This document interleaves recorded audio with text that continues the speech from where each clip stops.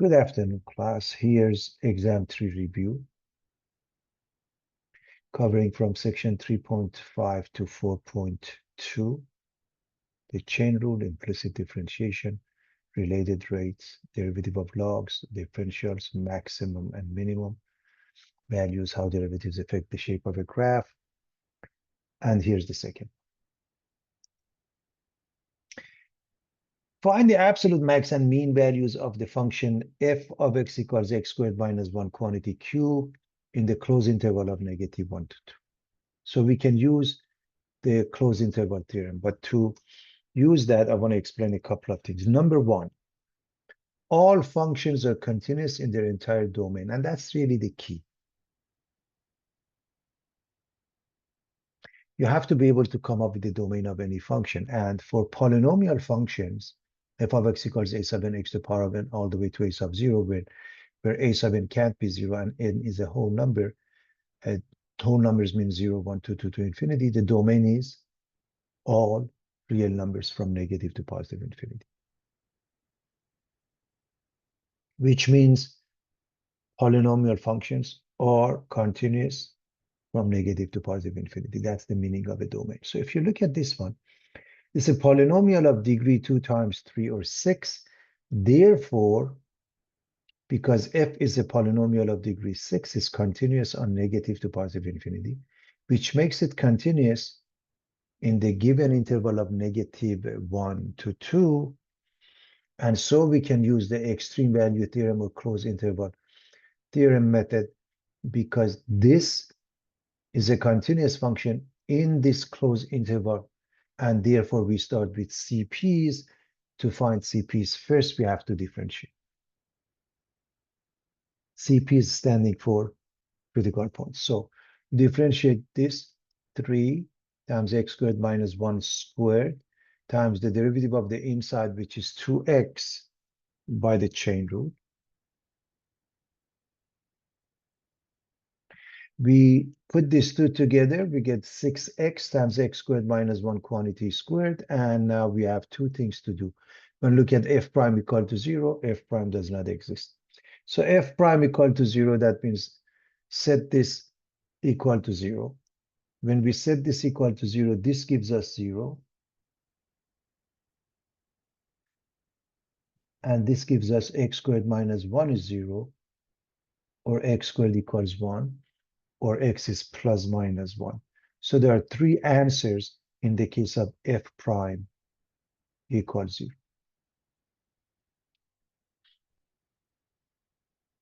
We look at f prime doesn't exist. It doesn't produce any solution because f prime itself,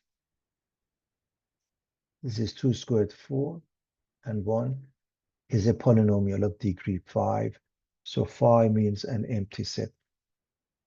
So we look at these three and see which one is in the given interval. -1 is one of the endpoints. 0 and 1 both are in between, so we can use all of them. Therefore, we go to the original function, evaluate them, add the two endpoints and the critical points.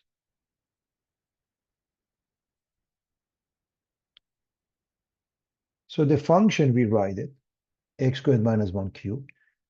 If I plug in -1, I square it becomes +1 minus 1 is 0, 0 cubed is 0. If I plug in 0 here, this goes away, -1 cubed with -1. If I plug in 1, 1 squared, 1 minus 1 is 0, 0 cubed is 0. If I plug in 2, I get 2 squared, which is 4, minus 1, which is 3, cube it, you get 27.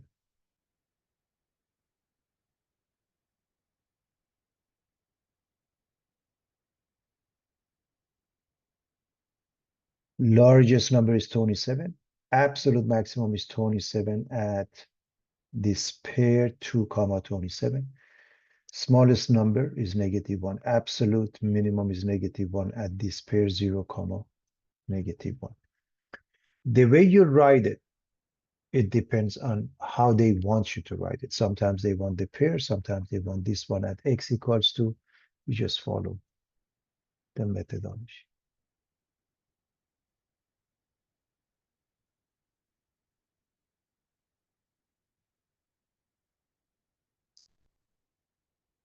It's a related rate problem. Remember, we are dealing with the word problem. So we're going to read it a couple of times. A small rock is dropped into a lake. Circular ripples spread over the surface with the radius of each circle increasing at the rate of 3/2 feet per second. Find the rate at which the area of a circle is changing when the radius is 4 feet. The first thing we notice, it's a circular shape. We are discussing the radius. We are discussing the area. So let's write everything we know about the circle. Looks like that. From the center to the circle is called the radius. If you go both sides, becomes the diameter. The relationship is that d equals 2 times r. Going around it, circumference is 2 pi r, and the area is pi r squared. And this is what we need for this question. So we need a piece of information from algebra/geometry, area equals pi r squared. Now we read this again. So it says circular ripples spread over the surface with the radius of each circle increasing at this rate. Rate means differentiation. dr dt is 3/2 feet per second. Find the rate at which the area is changing. That means dA dt. Find dA dt. At what point? When r is equal to 4 feet. This is the translation of the question. And of course, this is an equation we should know from geometry. So all you have to do, differentiate this with respect to t time. So a equals pi r squared.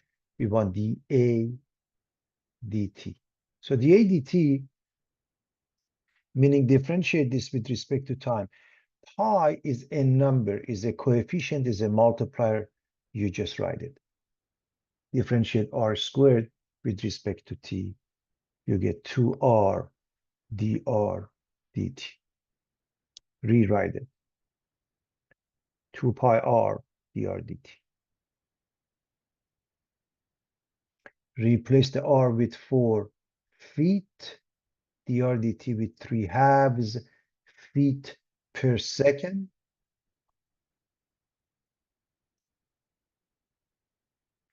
We get 12 pi. Units of the area over the units of time, square feet per second, or as I mentioned, you can say 4 feet, 3/2 feet per second. So 12 pi square feet per second. This is an exact answer, everybody.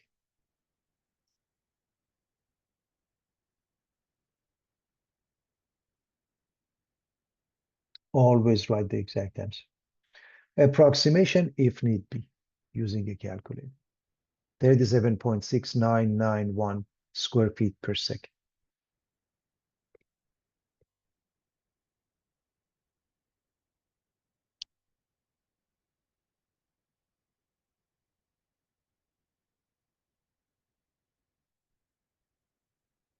A spherical balloon is deflating, losing 8 cubic centimeters of air per minute. At the moment when the radius of the balloon is 20 centimeters, how fast is the radius changing?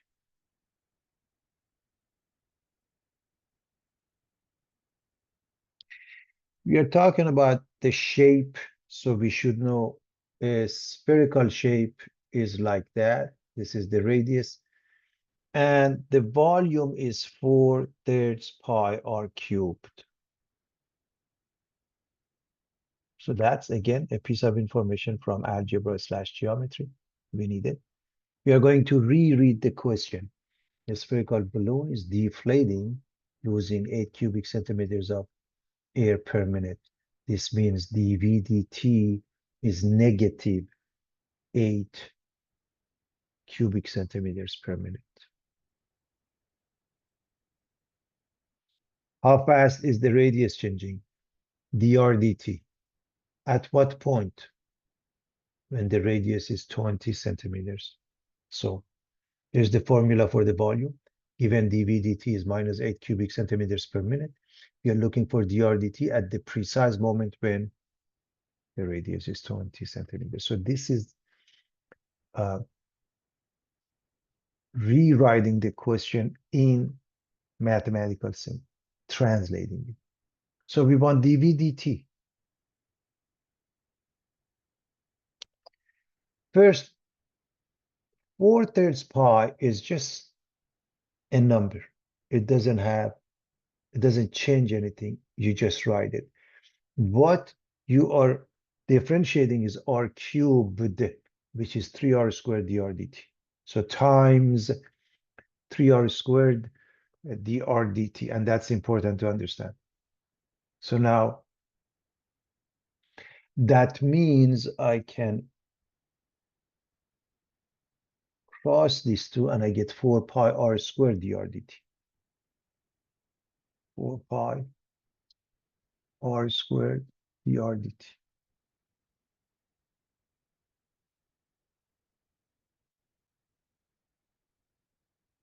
Now I can replace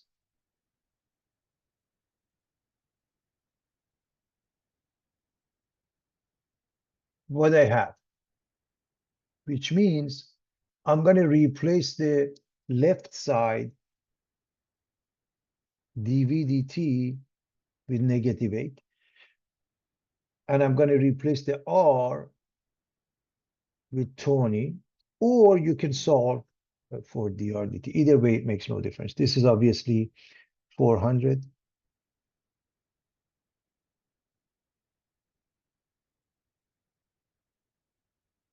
So this is 1600 pi, and dr dt is the left side, -8 divided by 1600 pi. Precisely 16 changes to 2 because it's divisible by 8. -8 is -1, so -1/200 pi units of radius over units of time, centimeters per minute. Exact answer. Again, you can put it into a calculator, rough estimate with a bunch of decimals, -0.001592 centimeters per minute. Now, if they ask you to do the writing, here's how you write it. The radius is decreasing because it's negative. At the rate of, now you put this one without the negative sign, 1/200 pi centimeters per minute precisely. If you write increasing means positive, decreasing means negative. So with the word decreasing, you're taking care of the sign. Again, in case they ask.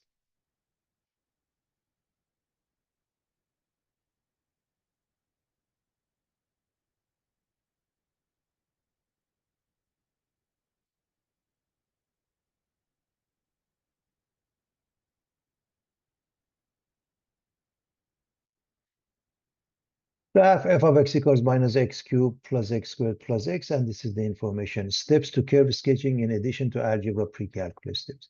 Before I look at that, I'm going to go back to pre-calculus algebra step, and I'm going to show you how to graph this. This is a polynomial function without paying any attention to the extra step. But of course, we add that to make it more precise. To do so, we are going to factor this. So I'm going to take the negative x out.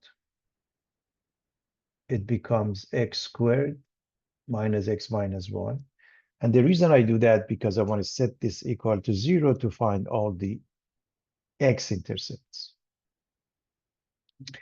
This actually becomes 0, and so 0, 0 is one of the x-intercepts. This one, I can't do factoring. I'm going to use the quadratic formula. So for that part, everybody, for this part, a is 1, b is -1, c is -1.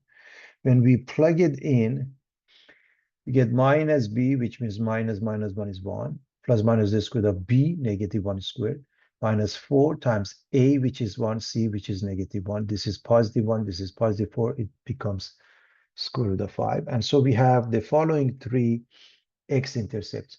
So this one gives us 0, 0, 0. This one gives us 2, 1 plus square root of 5 over 2, and 1 minus square root of 5 over 2.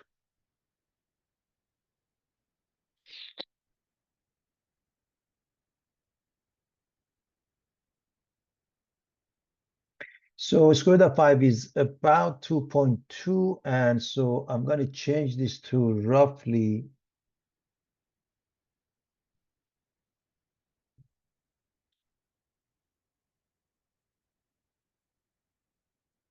1.60. This one roughly negative 0.60 because of the graph. So I want to make sure that it's easy to graph. This is obviously not going to be to scale. Just a rough sketch. So we have 0, 0.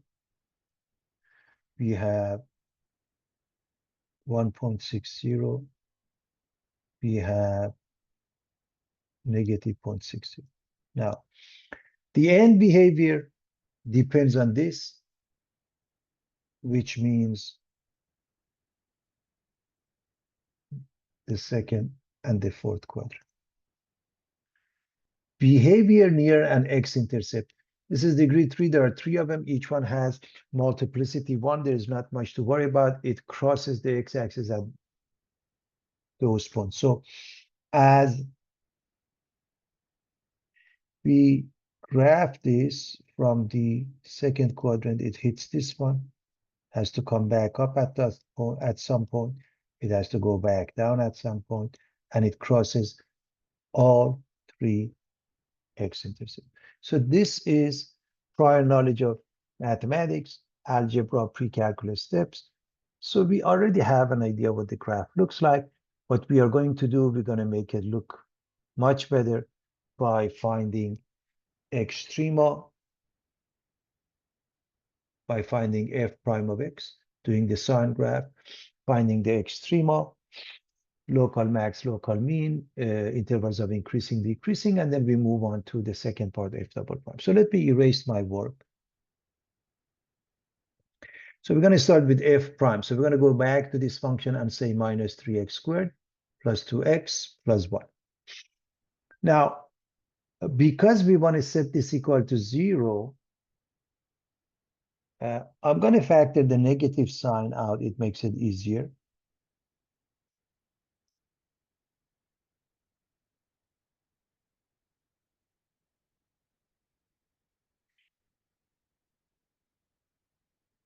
And because 3 is a prime number, we just need x and 3x. And because this is negative 1, just you need one of them negative, one of them positive. Notice this becomes negative 3x, this becomes positive x. They add up to negative 2x. So that works. And that's a simple factoring.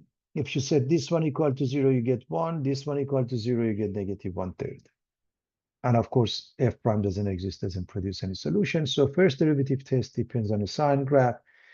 We have a number line from negative to positive infinity that represents x. F prime at these two numbers in order from smallest to largest. From at negative 1/3 is 0, at positive 1 is also 0. By the way, this has a multiplicity 1 and 1, so they will alternate, okay? So when you pick up test points, TPs, obviously this would be, the easy number would be negative 1. In between, the easiest number would be 0, and beyond that is 2. If you start with 0 and plug it into this one or this one, this is easier, gives you positive 1, so this becomes positive, everybody. You don't have to do the rest alternate. So if this is positive, these two are negative. You can check it out.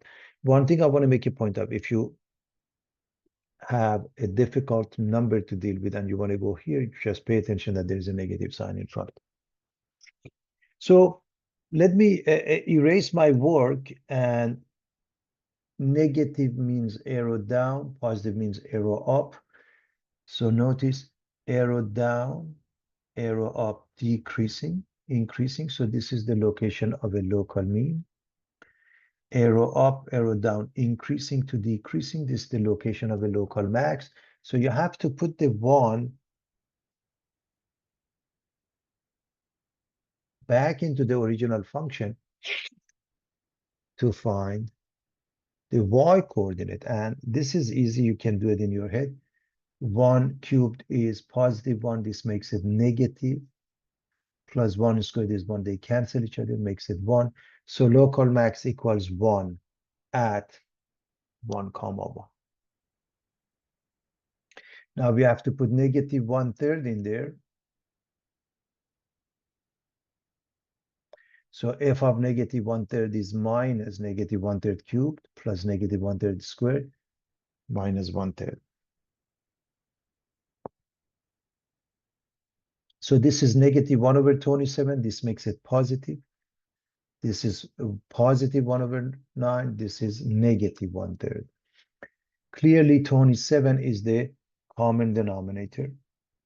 And so if you're changing this one to 27, you change this one to 3. If you're changing this one to 27, you change this one to 9, and you get negative 5/27. Local minimum becomes negative 5/27 at negative 1/3 comma negative 5/27. Now,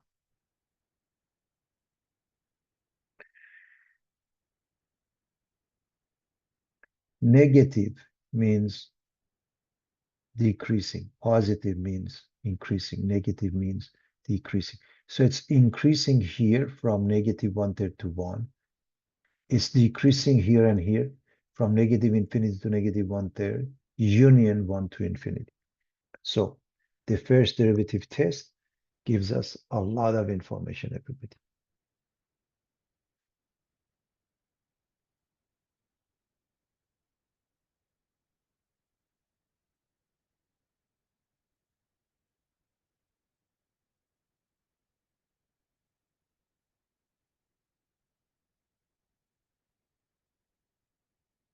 So we have the function, everybody.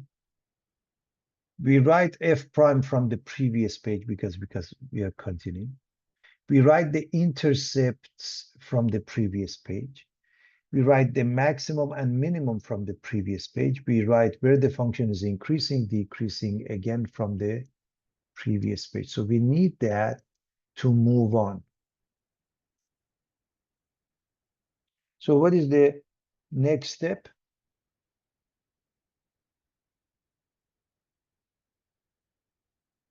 F double prime and set it equal to 0. So what is F double prime? Here's F prime. F double prime is negative 6x plus 2.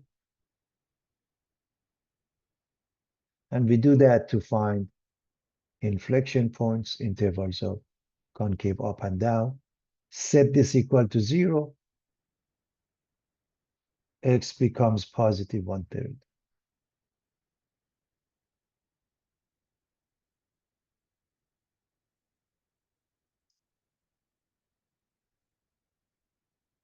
So you have a number line from negative to positive infinity. At 1/3, F double prime is 0. So negative to positive infinity at 1/3, F double prime is 0. So there's only one point. So all you have to do test point from the left and right. And as long as you get one of them, the other one will alternate. So let's go with, because it's a polynomial, okay? So TP, obviously to the left of 1/3, the easiest number would 0, to the right would be 1. If I put 0 into F double prime, I get positive 2, so it's positive. It will alternate, or just put 1, you get negative 4. So positive here, negative here. So Positive means concave up from negative infinity to 1/3. Negative means concave down from 1/3 to infinity. And because of the change, it doesn't matter from positive to negative or negative to positive. The change indicates 1/3 is a location of an inflection point. So we do have an inflection point at x equals 1/3. What is the y coordinate? Go back to the original function. Plug in 1/3 into the original function. So f of 1/3. This is 1/3 cubed. This is positive 1/27. This makes it negative. Plus 1/9 plus 1/3. And again, 27 is the common denominator. So this becomes 3/27. This becomes 9/27. We get 11/27. I'm assuming nobody has any problem with fractions. So having said that, the IP address has the x coordinate 1/3, y coordinate 11/27. So we have everything now. We're going to summarize the information in this table. Writing all the intercepts. Okay. Max, mean, IP, take it from there. So we start with 0, 0, it's here. Negative 0.62, let's say negative 0.6. So somewhere here, 0. 1.62, let's say 1.6 somewhere here. So 1.620. The maximum occurs at 1, 1. So here's 1 at this point. And because we said maximum, we have to put an arrow, double arrow. That helps us with the graph, meaning as it hits it, it can't cross. The IP address at 1/3, 11/27, we go with the decimal representation for the sake of graph. So 0.3, 0.4, 0.3 is here, 0.4 is here, so somewhere there. The minimum occurs at negative 1/3, negative 5/27. We go with the decimal representation so we can graph it. Negative 0.3 is somewhere here, negative, let's say 0.2 is somewhere there. So that would be the graph. The point. Going back to the original function, this gives us the end behavior, just like minus x cubed. Second and fourth quadrant. And it, of course, because it's a minimum, you go with double arrow, and it looks like that. So it's fairly simple, everybody.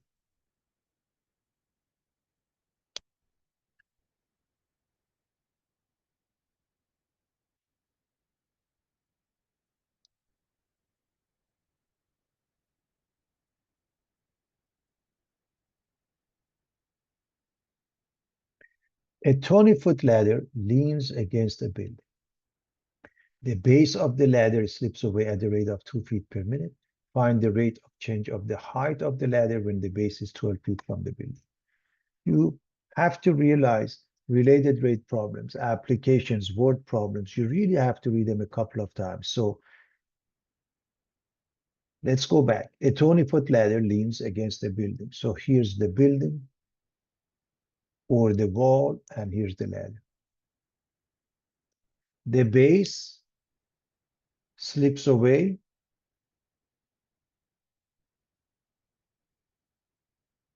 at a rate of 2 feet per minute. The XDT is 2 feet per minute. As it moves this way, it comes down this way.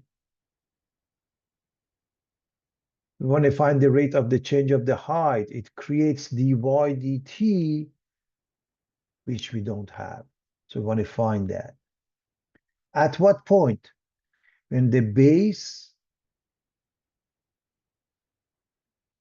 x is 12 feet from the building.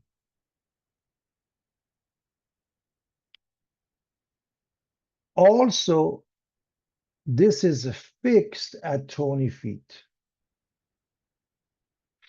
So, as you can see,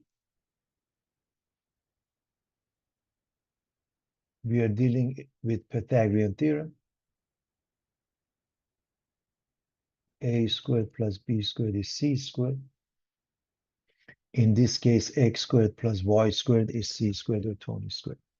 So dx dt is 2 feet per minute. X squared plus y squared is Tony squared. Dy dt is missing when x is 12 feet.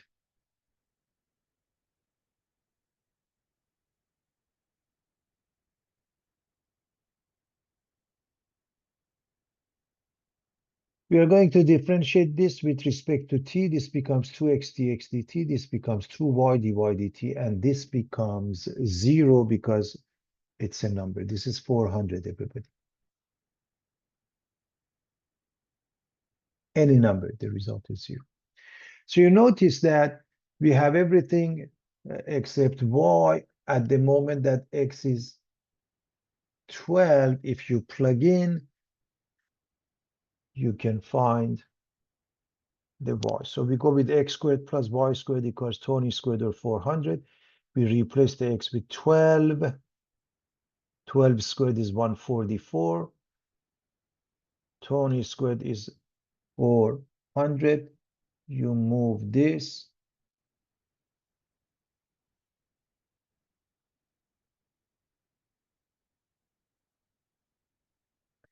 And you subtract 144. You get 256. Y becomes 16 feet. You have everything you plug in,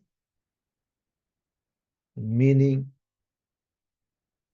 replace the x with 12, dx dt with 2, y with 16. 2 times 12, 24 times 2 is 48. 2 times 16 is 32. You move the 48, you make it negative.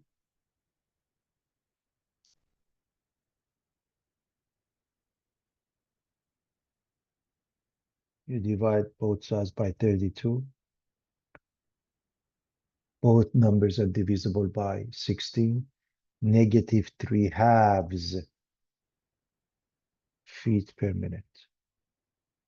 Again, x is increasing, dx dt must be positive. Y is decreasing, dy dt must be negative.